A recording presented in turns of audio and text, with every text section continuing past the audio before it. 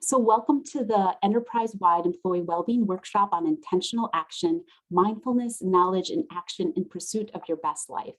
And the vision of the employee wellbeing team is to create the culture and environment where our employees like you feel supported in all aspects of their work and life, allowing our people to do their best work. And in order to best support you, we have a variety of resources available at the Wellbeing Central internet site. At Wellbeing Central, you'll find the Wellbeing at Work newsletter, Wellbeing Index, along with opportunities to register for resources like Wellbeing and Resiliency Coaching or other virtual workshops like this one. In addition, we have peer support through the HELP program and other resources to foster well-being within our work units, such as our Champion program, recognition resources, or the Supervisor Toolkit, and many other resources available at Wellbeing Central. And it is important to the employee wellbeing team that we create resources that also foster the Mayo Clinic values, such as offering compassion and also healing to some of the stressors we might be experiencing. And so with that, I am grateful to have Dr. Adam Perlman here to speak on intentional action. Dr. Adam Perlman is a consultant and associate professor in the Division of General Internal Medicine at Mayo Clinic in Jacksonville, Florida. Dr. Perlman joined the staff of Mayo Clinic in January of 2019 as the Director of Integrative Health and Wellbeing. In addition, Dr. Perlman leads the Florida Wellbeing Coalition and serves on the Joy Advisory Council. Welcome, Dr. Perlman. Bridget, thank you so much. As I open up my screen here, I would say that I truthfully am very, very grateful to be able to provide this presentation for all of you. This presentation, this concept of intentional action is sort of a culmination of a number of years of thinking about, writing about, researching behavior change and how people sort of move towards what we might call our best lives. It relates to concepts of health and wellness coaching. And so I'm excited to present it to all of you. Actually, it's something, the term I've been working on really now for probably 3 or 4 years. And some of you in Florida may have seen some pieces of this because I refined it right prior to the pandemic and did some workshops. We actually studied this as a way to help people to bring about some changes within their lives. And, you know, it's interesting for me to think about sort of how I first came to be, I guess, sitting here. I wish I was standing here in front of all of you. Maybe it's someday in the near future, but for the moment on the screen in front of all of you. And in many ways, I was influenced by the years of martial arts that I did starting at about the age of 16. So this is me at 19. Pretty sure, because I can see I'm a first degree black belt there, and that was around the time I got my first degree. And in case you're not clear, I'm the guy on the left. And the reason I'm showing this picture is not to impress you. Certainly, I could not do this today, but really to make a point, which is kind of what is the point? In other words, what's the point of being able to do a kick like this, maybe jump 6 feet in the air? And what was it that kept me so engrossed in the martial arts? I would say for a number of years, I would have said it influenced my career in integrative medicine through exposing me to other healing traditions and cultures. And, you know, I got very interested in that. And that certainly is true. But it really wasn't the aspect that most influences what I'm particularly interested in my life and in my career. And that's really this idea of how do we explore a potential inside of ourselves. So I would say to you that this is not a very practical move, even for self-defense, nor is it something that, you know, I was going to be able to use to make a living unless I was going to teach martial arts, which I did for many years, but as a career, or, you know, perhaps be in Cirque du Soleil. So what I came to realize later is what really attracted me beyond the kick and punch was this idea of what would it take to get there. You know, when you set your goal on maybe you're going to do a jump side kick like this, you know, how much work, how much determination, and if you use that sort of approach, what else, you know, could you accomplish in your lives? And again, relating back to this idea of, you know, what's the potential inside all of us? What's the potential inside of you, inside of me, inside of the patients that I saw this morning and we'll see later, you know, in terms of how good they may be able to feel, even in the midst of perhaps undergoing treatment or for various conditions, or, you know, certainly as the ultimate outcome, ideally for for whatever their medical issues may be. And this concept really relates to this idea of certainly lifespan. I mean, how do we help people to live longer? But to me, is that really the point? Certainly we want people to live longer, but we want them to be healthy, live with health, and really with vitality, right? This idea that, we want to be as vital as we can be. We want to be able to do those things that are important to us for the majority of our lives, even though things may change. We may not always be able to climb Mount Kilimanjaro now or at any point in our lives. But again, for us as individuals, what might our best lives look like, and how might we be able to live our best lives in the moment at all the stages of our lives, and sort of be able to work towards that. When you think about it, I mean, how that translates into, let's say, a career as an internist, I had felt like internal medicine physician, often we get trained to do a really good job of diagnosing diabetes and getting that glucose back into a normal range, or blood pressure and getting that back into where it should be. And that's obviously very important, but it doesn't necessarily define or determine whether or not that individual can get on the ground and play fire trucks with their grandkids and get back up again, or take the walk or the bike ride that they want with their spouse, or whatever things that are truly important to them, right, as it relates to their lives. And that's this idea of kind of, what does my best life look like, and how can I be living in a vital sort of way? Unfortunately, when we often stop and think about our lives, what does it look like? Often if we're taking time to eat, we're working through lunch. Maybe we're together, but if we're together with loved ones, are we truly together? We're kind of in the same room, but we're distracted. Maybe we're feeling stressed out. Maybe we're not getting enough sleep.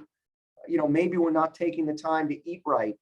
And of course, over time, we all know what it feels like when, we're dealing with maybe administrative burden, and we just begin to feel overwhelmed, right? And that's a very common experience for all of us, certainly within healthcare, but really in the greater sort of world that we all live in. And the pandemic, of course, has only made that worse.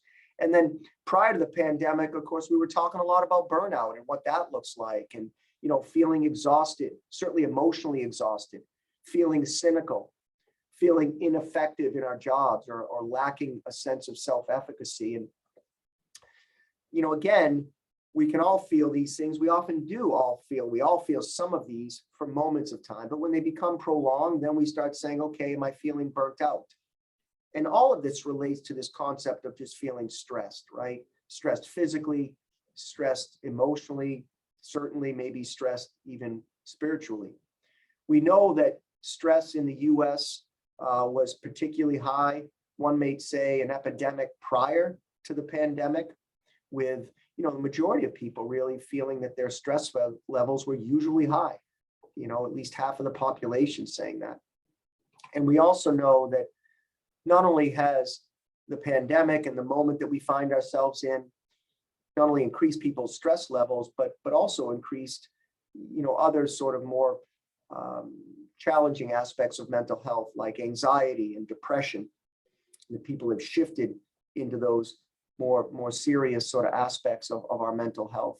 And that's become even more and more of an issue for so many. And, even as we come out of a pandemic, God willing, of course, we've got inflation, or we've got a war, or whatever it may be. And so it isn't really about trying to get rid of the stressors. I mean, sometimes in our lives, it is important to say, this is going on or that's going on, and I do have the ability to remove this from my life or make a change here. And that's always an important aspect. But by and large, there are many things in our lives that may be quote unquote stressful that we wouldn't choose to remove. I mean, here I am giving a presentation for a few hundred of you, and on one level that's stressful. I'm excited to be doing it. But I think for this, hopefully you'll find by the end of the talk, this helped me to be in the green level, right? Where there's stress such that it caused me to say, okay, I want to do a good job for all of you. I want you to feel like, this was helpful and a good use of your time. So let me make sure I'm prepared. Let me make sure my slides are right. Let me run through it. I feel pretty comfortable with this subject matter, obviously. I don't think that it tipped over to where I was feeling panicked or depressed or angry or frustrated with it, but we certainly can when there's too much stress. But then again, if we don't have enough stressors in our lives, if we don't have the things challenging us, then we can become bored and apathetic. And that also can lead us to become depressed. And so, it really is not about, again, that removal of stress, but how do we respond to those events in our lives that trigger a certain degree of stress? Unfortunately, too often we do tip over to that right side, right, to that too much stress. Most of us are less inclined to have lives without those stressors in it, right? But, at this stage, and for all of us being employed at the moment, we tend to be, if we're not in the green, we're pushed over to the right. And why is that? Well, there's a lot of reasons. I think for many, it's that we have often these iceberg beliefs. What can drive this is these iceberg beliefs. A lot of us, a lot of you probably have strong beliefs around concepts of success and what it means to be successful. And on the outside, people can see the signs of your success, what you've accomplished, your position, whether it's with your family, your work here at Mayo Clinic, working at a place like Mayo. What people often don't see, and what often we're not even quite as consciously aware of, is, not only the dedication and hard work, but the disappointment, the sacrifice, the failure, the persistence that's needed, right? And of course, that can also be exacerbated when we struggle with concepts of perfectionism versus excellence. I strive for excellence, but really, if I'm trying to be perfect, then it's never good enough, right? I'm never good enough, or my work is never good enough.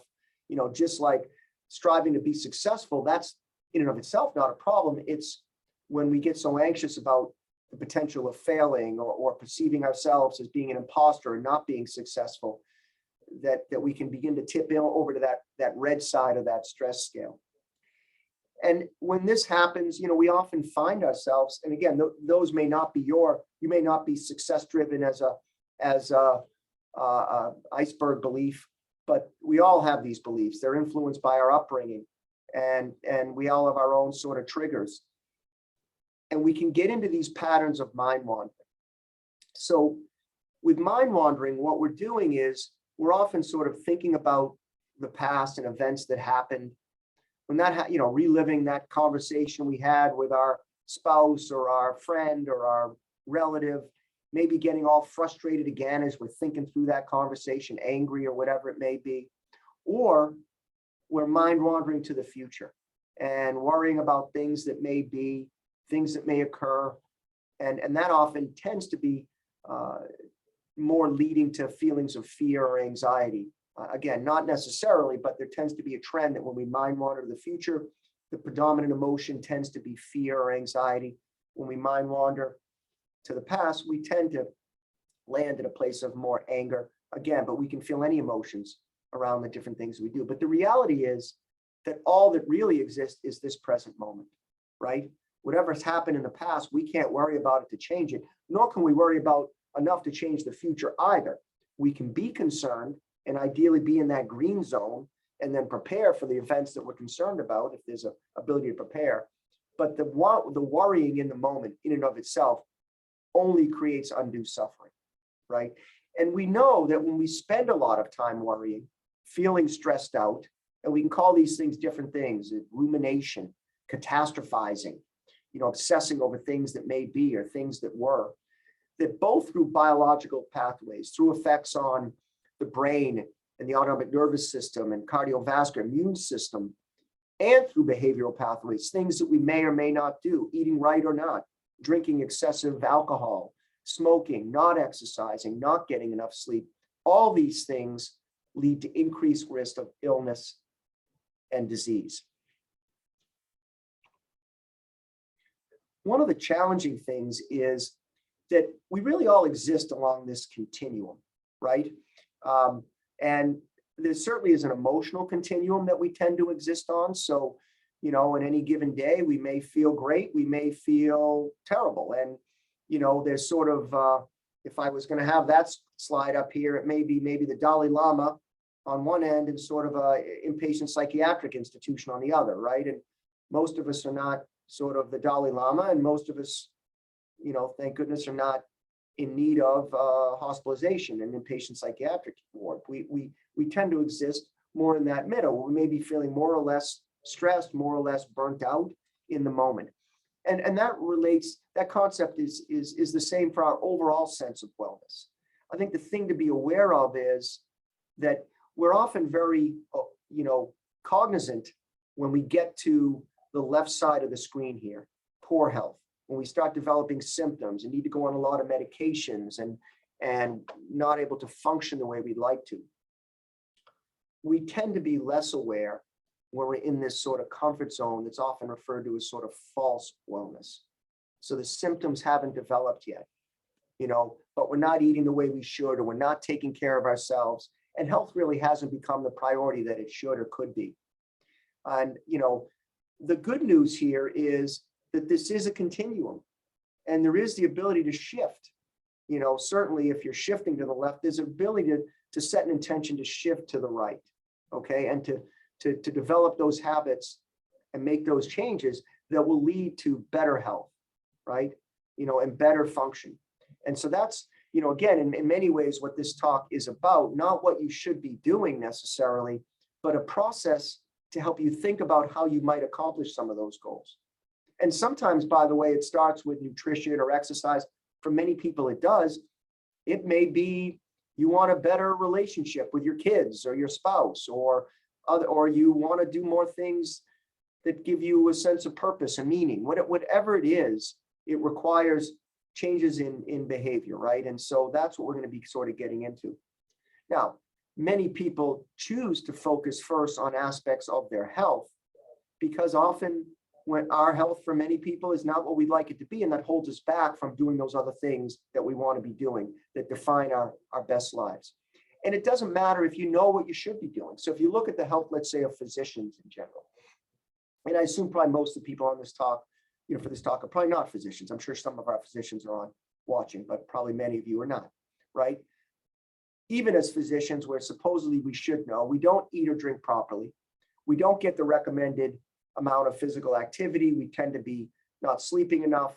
If you look at subpopulations like residents, averaging less than 6 hours per night. We frequently work through illness, which is interesting. Certainly one that I resonate with.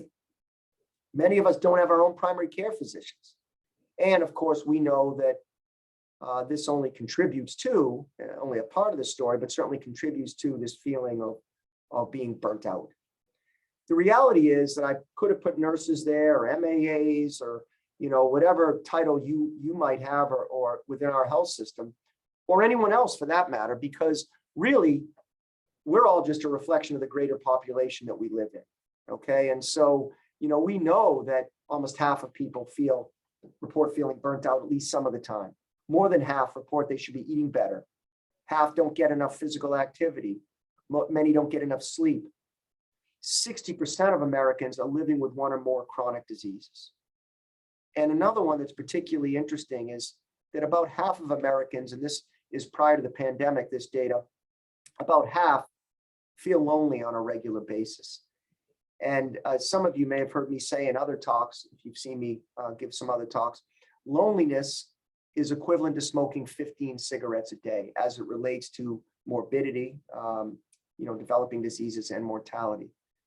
Yet, we often think about some of these other aspects of our well-being, but do we think about the idea of healthy relationships and how important that is to our health? All right. So where does this process sort of start? Well, it starts with saying, what does your best life actually look like? Like, what are some goals related to your life that you'd like to accomplish? And if best life doesn't resonate for you, you put the title there, my happy life, my joyous life, whatever it may be, my healthy life. For me, when I really step back and think about it, I'm doing things like, traveling or spending time with my wife and 5 children.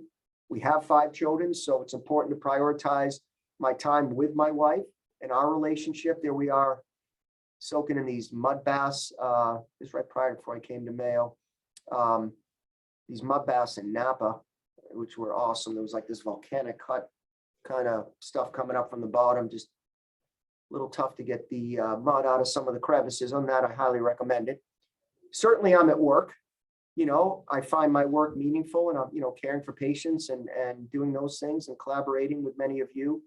And I'm taking time to take care of myself, although I don't recommend this hanging yoga thing I did.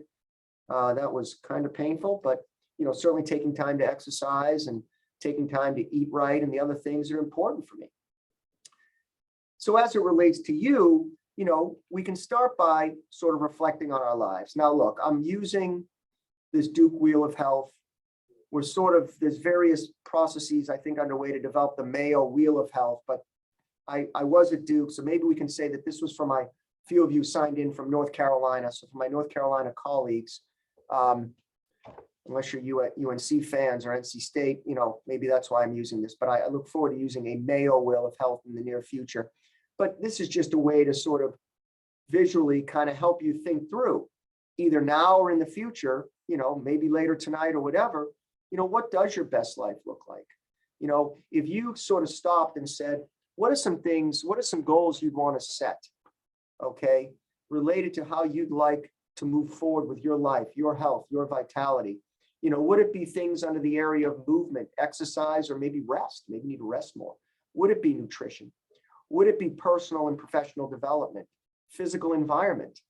I know there are moments where I'm just feeling like, wow, feeling stressed out, and I'll just kind of stop and just kind of clean my desk up, just declutter a little bit. Kind of that in the moment can feel like the right goal in that moment. Is it around relationships and communication, spirituality, purpose and meaning, or the mind-body connection? Are you sort of feeling disconnected from yourself? Sometimes it's, I need to get to my doctor and get this symptom checked out, or think more about some of the preventive strategies that I haven't done the way I should. But we start with this process of reflection. It's often something, for those of you that are familiar with health and wellness coaches, it's often where they start the dynamic to allow you to sort of come up with, the goals that you want to accomplish based on your greater values, right? And then it's like, all right, well, how do we get there? Okay, and that's where it spent a lot of time thinking about a process. And again, I don't think this is overly complicated as I take you through it. It's just a way to sort of think about how we move with intention towards accomplishing some of our goals. So let's kind of walk you through this now, this idea of intentional action. And again, it starts with taking the time to look at where you are now and what your vision is of your life moving forward. How does that sort of relate to your values? What's truly important to you? And then, some goals related to those values, that vision. What a health and wellness coach will often do, if you choose to work with one, is just make sure the goals aren't too lofty. We don't want to start with, I want to get in better shape, so my first goal will be to sign up for the New York Marathon, when, you don't even own a pair of running shoes. So the first step may be literally to, buy a pair of shoes and start walking. Start small, start with things that are manageable. We often talk about SMART goals. They're timely, you can manage them, they're specific. But once you have some goals in mind, then we use this concept of awareness or mindfulness, which we're going to talk about, knowledge and action to ultimately be able to accomplish those goals and move your life forward. So let me give you an example of this. So again, this is another shot of my family. It's a few years ago. And I have to show you this one. My wife mandates I show you this one before this is used with permission, because she does not love this shot. But in all fairness, we were dressed up for a Halloween party, and we were dressed as the Addams Family. And these are obviously two of my children, my daughter Rebecca, and that's a fake cigar, and in the back is my son Charlie. So just use this picture just to kind of tell you this quick story of sort of intentional action in action. This goes back to a time, I guess probably I was at Duke, I think. So, really maybe, see, Charlie's 19. So I'm going to say like 10, 12 years ago. And at that point, I had begun, things were going well career-wise. I'd begun to give a lot of talks, certainly nationally, some internationally. And, I ran the health and wellness portfolio at Duke, and was enjoying what I was doing, but I was really busy. Had some research grants going, obviously seeing patients.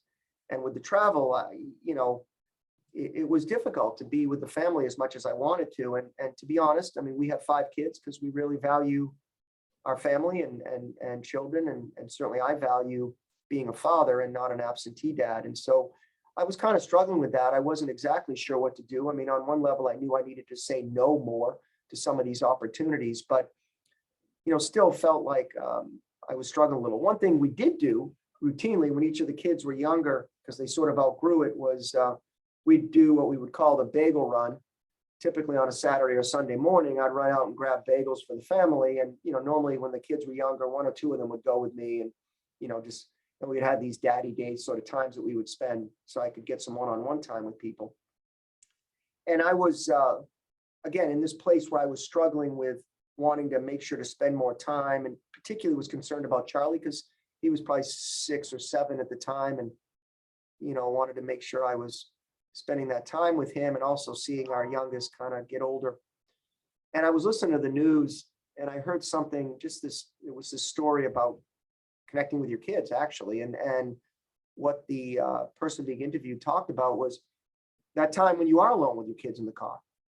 And, that what many of us do, and I was certainly guilty of it, is you kind of put on the music, put a little Pearl Jam on in the background. And in Charlie's case, while he was yapping away because he loves to talk, you kind of acknowledge every now and then, but you're not really engaged. You're half thinking about work or listening to the music. And what this person interviewed on the news said was, that's a great time to shut the radio off and be there and engage in that conversation. And so, the next time I got in the car with Charlie to go do the bagel run, I was present, I was aware, I remembered, don't turn that radio on. And when Charlie started talking about the latest fact he learned in school, or, why the sky was blue or whatever, I mean, I just stayed in the conversation, and it was a really different dynamic.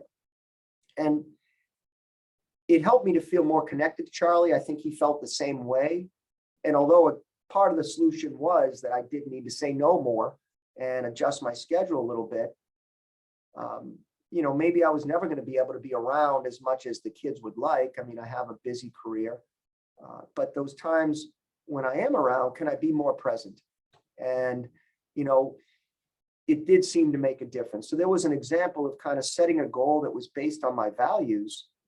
I needed to stay present to that goal, but I also needed the knowledge because I wasn't sure what to do. And when I got that knowledge, then I needed to act, right?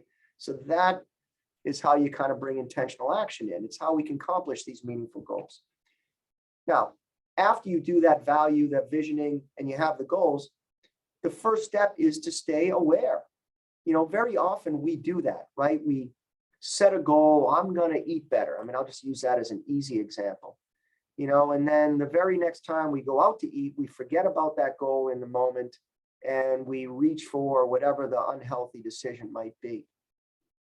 And so staying present, staying aware of our goals is critical. That does relate to this concept of mindfulness. And as some of you may have heard me say before, like, this need not be you. I mean, sort of dressed up, business-like, meditating or whatever, whether your suit's on or not, or your scrubs or whatever, you need not to be a meditator to cultivate mindfulness, right? And mindfulness, you don't need to think of that as something that you have to do to manage stress better, right? What is mindfulness? It's being present. It's being aware, now in a non-judgmental way, or paying attention to the present moment on purpose. Now, the reason that non-judgmental comes into the definition is that for many of us, as we begin to focus on and strengthen, let's say, cultivate our ability to be more mindful, more present in the moment, sometimes we don't like what we see. Boy, I really get angry a lot, or I can be a little rude at times, or, whatever that might be. And the idea is not to sort of, with that awareness, start to self-judge and feel shame or guilt. But with that awareness comes choice, right? Now that you've gained some insight, you have some new choices, and you can choose to behave differently or to act differently or to respond differently in the moment. And that's what mindfulness sort of can help us with. And so again, it can be something that can help you to manage stress better and not mind wander, like I said. But to me, it's even more about, when I'm with someone, am I mindful, or am I mindful and present and there? Now, we know there are all kinds of physical benefits to cultivating mindfulness, okay? health overall, cardiovascular, weight management, decreasing pain. All these things can benefit. We know there are many emotional or mental benefits from reducing that rumination, reducing that mind wandering. Yes, reducing stress and anxiety, and even helping things like depression.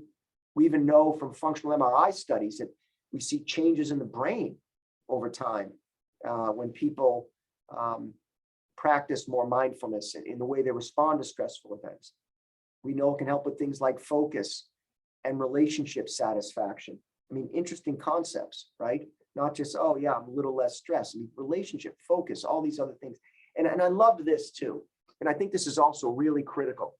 And I've felt this myself quite a bit when I've sort of worked on being more mindful. This idea of making better decisions, or as I put in bold here, enhancing the consistency of decisions that are in alignment with one's fundamental values, right? What does that mean? You know, if Charlie, when he's little, spills the milk, do I say, Charlie, what the heck is wrong with you? I told you 100 times to be more careful. Or do I feel that frustration, maybe, because I've told him 100 times to be more careful, but not react the way that isn't who I want to be, and maybe respond in a way that says, all right, Charles, you know, we talked about being a little more careful, but let's go get some paper towels. Let's get it cleaned up. Okay. And you know, show up the way I want to be showing up as a dad in that case. Right.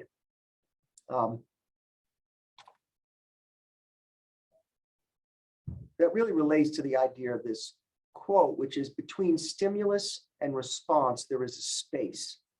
In that space is our power to choose our response.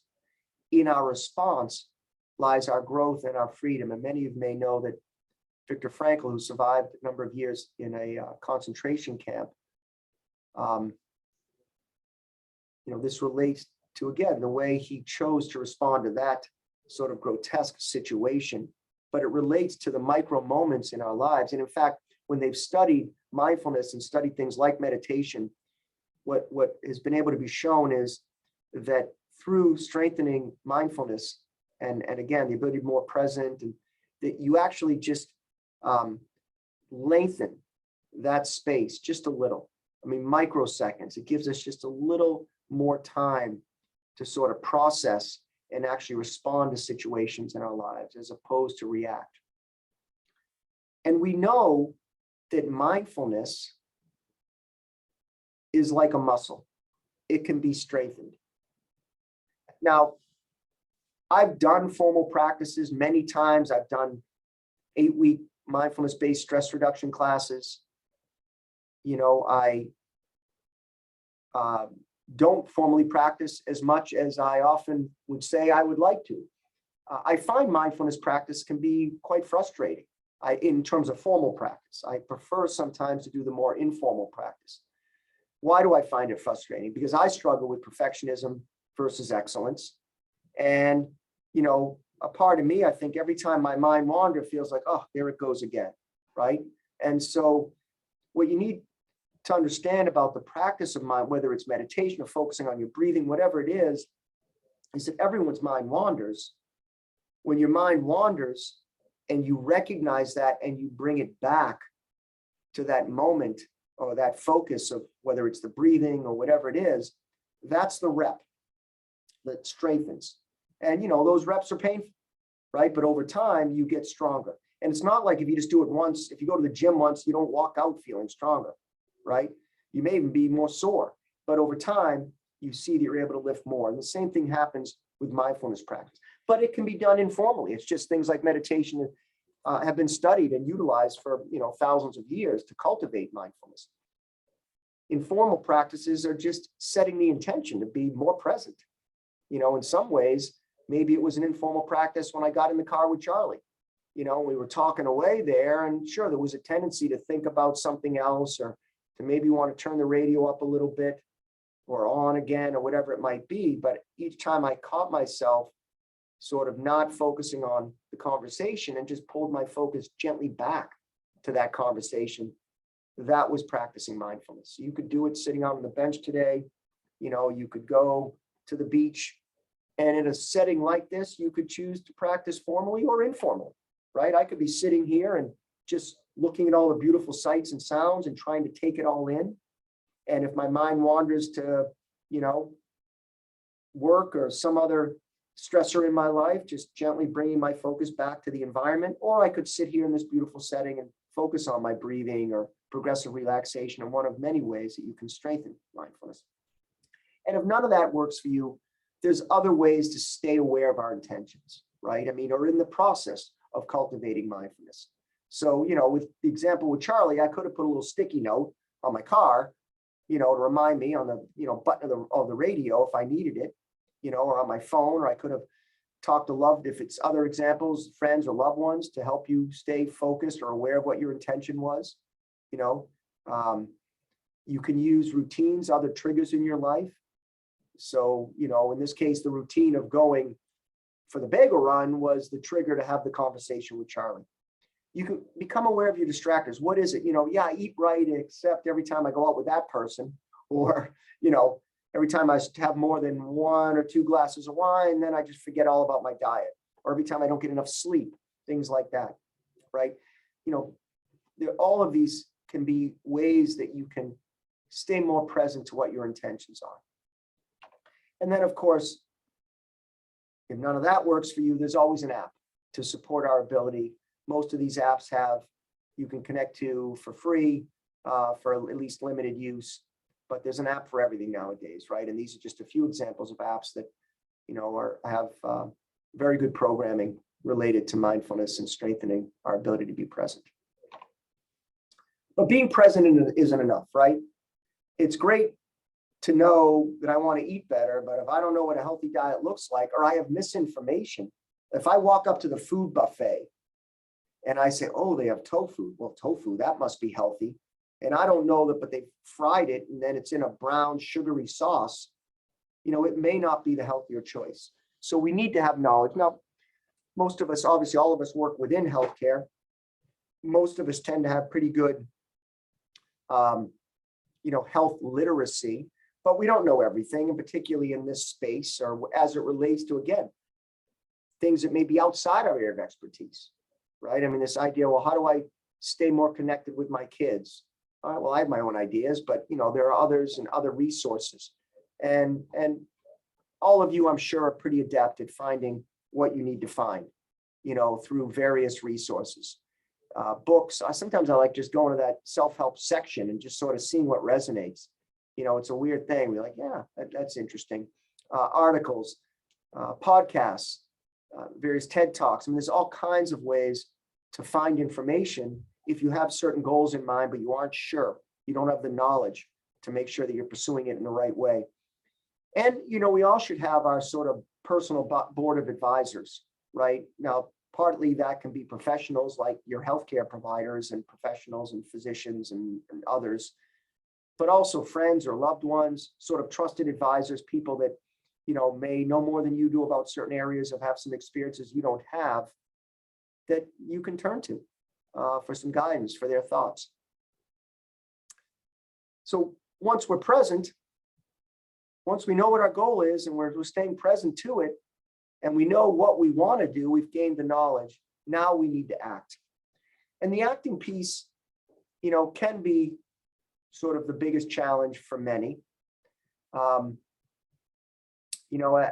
sort of other talk I've been giving a lot lately is on habits and how do we form habits and make them stick. And, in the interest of time, I can't sort of run through that entire presentation. But what I thought I would do is sort of pull out some of the highlights from the habits presentation, just as for you to take with you as some strategies that may be helpful when you think about, some of the steps related to the goals that you may set up for yourselves. And first of all, is the one I've already mentioned, which is don't overcommit, right? We really want to think about taking small steps. If it's, I'll use exercise again, it's not going to the gym 7 days a week, right? Something that seems reasonable that you can actually accomplish. I've set or worked with patients who have set goals when it was to get to the gym, let's say at least 3 times a week. And I remember one patient, I was clear, it's fine. But the goal is just to get to the gym. even if you go and badge in and leave, and if you've done that at least 3 times in the week, you've accomplished the goal. Now, isn't that silly? And then of course, but who's going to do that on a regular basis? The point is you want to keep the consistency, and 9.99 out of 10, or at least 9 out of 10, you're going to obviously do the workout, but you keep the step moving forward. You keep that consistency. The brain begins to shift and the habits begin to take root. You need to be able to manage temptation. This is actually really interesting. There's actually a study that came out now, probably maybe a couple of years ago, in the last couple of years, that looked at sort of willpower versus temptation. That was very interesting. And they tried to study people that appeared to have really good willpower. And it turned out that it was probably less about willpower and more about having less temptation. So let me try to explain that. And let me use the example, let's say hitting the snooze button at night, in the morning, excuse me. Let's say you decide to go to the gym, but your problem is that you hit the snooze button, okay? And you end up kind of not getting to the gym. Well, part of what you want to do there is certainly you want to establish this routine, right? Where you're sort of doing what you do on a regular basis, getting up and going to the gym, all right? And you need to kind of, though, break the temptation to hit the snooze button. Well, in this case, one of the things you can do is sort of manipulate your environment. If you are tempted, you manipulate your environment, in this case, by adding friction. Okay, so how do we add friction? Well, in the case of the snooze button, we move the alarm clock across the room. So now to hit that snooze button, I have the added friction of needing to get up, walk across the room, and actually hit that snooze button. Okay, so with habits we want to implement or enhance, we want to remove friction. If we want to sort of avoid something or evolve a quote unquote bad habit, we want to add friction. So if we want to break the habit of eating a cart of ice cream every night, maybe never buy it. Doesn't mean you can't have it, but you're just gonna have to get in your car and drive to the store. If you're like us, because we had 5 kids, we had a second fridge. So the second fridge is out in the garage. Even something as simple as putting that dessert you want to be less tempted to dig into in the freezer out in the garage or the fridge out in the garage adds a little bit of friction that just helps you to sort of break that habit. That's actually why they sell cigarettes behind the counter. If you've ever thought about that, well, maybe it's because you need an ID. Well, you need an ID to buy the alcohol, and that's just in the fridge at the gas station or whatever. But the cigarettes all are behind the counter, and that was a public health initiative to add friction to help people to be able to quit smoking. Of course, there are things like finding a buddy, a coach, a mentor that can be helpful. Becoming a part of a community. So sometimes it's, well, I don't really love exercising, but I love the people in the exercise class that I go to, and I like this story. Sometimes you can cross off a number of boxes with one goal. I remember when we had moved previously, not the move here, we were living in this new community. We wanted to meet people. We were just sort of about to enter kind of an empty nest phase of our lives. So, sort of I was thinking about making sure my wife and I are having our activities together beyond the kids, because there was going to be less of the things around our lives revolving around the kids, and of course I wanted to be able to exercise and stay in shape, which is part of what I do. And so I realized there was an exercise class in this gym that was sort of in the community where a lot of people worked out at.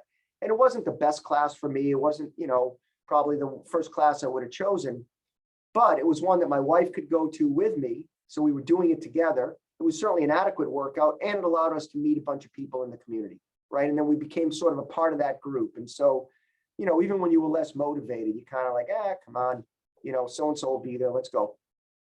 And we had each other as sort of buddies, let's say, to help us to work out. If you're challenged by some of these things, there's an app for some of this as well, and it's always important to manage that self-talk, all the different reasons that, you should be able to sleep in, or you should skip this or skip that, that can be very sort of self-defeating. And if that's a real challenge, then often the coach, the buddy, the mentor, that's where, and a coach doesn't need to be a coach like a basketball coach. I mean, it could be a health and wellness coach, for example, that can help you think through how you're going to hold yourself accountable, those kind of things. So again, as I look to wrap up, and I think we said this at the beginning, or Bridget did, in just a minute, we'll probably have a few minutes for questions, so you feel free to put them into the chat. This is all about our journey, right? It's about your journey. And wherever we're going, we get there one step, really one moment at a time. You know, as you can well imagine, it's not unusual with 5 kids age 19 to 29 that I'll get the call where, you know, the whole world is falling apart, proverbially. But I always try to remind the kids in the moment, like, let's just focus on this moment, just this very moment right now. You know, we've got this big exam 3 days from now, but what can we do in the moment, right? And try to pull them back to that moment, because that's all we have, right? And we get there one step at a time. And, you know, fortunately, the journey never ends until it's over, of course. And so even when we've climbed one mountain, there's always more mountains to climb. You need not know exactly what life needs to look like for you, but if you have a sense of what your values are and some goals related to those values, then you can move forward. As James Clear, as an author of a book on habits, says, you only need to know the direction, not the destination. The direction is enough to make the next choice. And that's all we need to do, is make the very next choice and then sort of go from there. So I hope this process, I hope this talk sort of helps you, because we're all, you and I, we're all sort of in this place every day, maybe every moment, or certainly multiple moments throughout the day where we have choices, you know, and around what path we're going to travel. And, you know, I can't see where either one of those paths ends clearly, but, you know, we inform ourselves and we take action. And I hope this presentation helped you to choose a path, take some choices, take some steps towards your best life. Thank you very much. Thank you, Dr. Perlman. And we have a question. What are the best apps and places for nutrition advice? So you said the best apps for nutrition? Best apps or places or resources for nutrition advice? Yeah, that's a really tricky one to answer, just because as someone who's way into sort of food as medicine, and, you know, I would maybe say it a little differently, or answer a little differently. You know, I think in general, probably the preponderance of the evidence, and this gets controversial, would suggest a Mediterranean type diet has probably the most evidence as in terms of health benefits. That being said, there are many, many different types of diets that can be beneficial for certain medical conditions or even as ways of life. But in general, sort of a Mediterranean diet tends to be best. And so there are many resources, from cookbooks to internet sites, that can give you, you know, give you advice on the Mediterranean diet. You know, what I would say around diet, in addition, is that, you know, some people like vegan, some like vegetarian, some pescatarian, you know, some paleo, keto. There's a lot of different ways. In general, I'm not a huge fan of prolonged, overly fattish type diets, but thinking about things from a perspective, as I just said, of a way of life, and then becoming an expert on you. So if you decide to go vegetarian, how do you feel? You know, are you vegetarian and, you know, you're 6 months into it and you've never felt more tired and everyone's saying, are you okay? Or are you feeling great? And this is the, you know, and all your blood cholesterol finally came down. So ultimately you can read this or read that or look at this resource, but it really is about your journey and how are you and your body, how is it responding to the things that you are trying? And you know, so hopefully that answered it. It was kind of an indirect answer. Go ahead. Okay, and we'll take one more question. I have a Fitbit reminder set for 10 minutes to the hour, but I'm usually right in the middle of something and end up just ignoring it. Any ideas how to really make the time to, in this case, get up and move more throughout the day? Sure. I mean, again, here's a great example. So, you know, let's just say I said to everyone, you should all buy a Fitbit and set a 10-minute reminder, and that would be great. And that works great for me. And then this person asking the question, I didn't pull up the chat, so I'm sorry I don't see the name, you know, does exactly what, you know, Dr. Perlman said to do, but it's not working. It's not working for you. And that's okay. You have to remember what the bigger point was. Why did you decide to do that to begin with? Well, I wanted to make sure to take time throughout my day for me, whatever that meant, whether it was to stand up, to breathe, whatever that meant. So the Fitbit reminder isn't working for obvious reasons. What might? Can you start to make all your meetings 50 minutes instead of 60 minutes? Can you work in other times throughout the day? It may not be every hour, but no one said it had to be every hour. Okay, that you can schedule it in a way that you're able to protect that time. And again, we all have moments or where that may not work, but remembering what the overall goal was, and then reevaluating and doing things like this, talking to other colleagues like, hey, this is what you're trying to do. If there's someone else in your world who seems to be able to pull it off, what do they do? Right? I mean, we all learn from each other, but I think it's great that you've tried it. It's not working exactly the way you intended. So maybe time to tweak a little bit, but the intention was there and the intention is great. So now you just need some new knowledge to try to act a little differently. Great, excellent workshop, Dr. Perlman. And you mentioned one of the tips to create healthy habits is to manage self-talk. So we'll end this workshop with just a little self-compassion exercise. So I invite you to take a deep inhale and state, I am doing my best. And a gentle exhale and let go of the rest. So may you give yourself self-compassionate messages today. We thank you so much for attending today's workshop. Thank you all.